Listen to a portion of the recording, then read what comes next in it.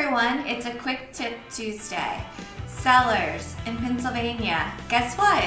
You do not have to attend closing. So if you've ever been to a closing before, best case scenario is that the buyers sign their stack of paperwork, especially if they're getting a loan. Then the title company submits that package to the lender. And then we wait around for the lender to approve all the paperwork, and then the loan is funded, and then checks are dispersed. So on a smooth closing, that can take 45 minutes.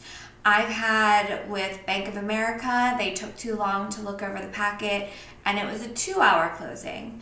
I've had with Wells Fargo as the bank, there was a delay in funding the loan, and it could have been the buyer's fault. We don't really know why such delays happen, but we were supposed to close at 10 a.m. and we did not close until 5 p.m. later that day. In other states, they do everything really differently. My husband and I actually bought a house and sold a house in Kansas, and the seller and the buyer are completely separate and you never see each other. So mostly the seller just sits around the table, bored and waiting. The title company can prepare what is called a deed package for the seller. The seller can go in to the office of the title company beforehand and sign everything. Some of the forms, it's usually about 20 pages, I would say. Some of the forms are, you have to sign the deed, which is really important.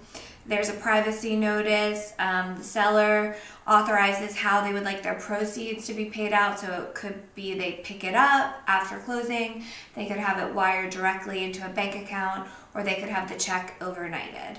And then the 1099 form. And if you don't want to go into the title company, then as the seller, you need to go to a notary, have it notarized, email it over to the title company to make sure you didn't make any mistakes. And if everything looks good, you can then drop off the deed package or overnight it. The title company will charge you small fees, maybe like $15, $20, $30 if you overnight it or to do a wire. But if you consider your time, gas expense, all of that goes into waiting around at a closing, then it is worth it, I think, to do it this way.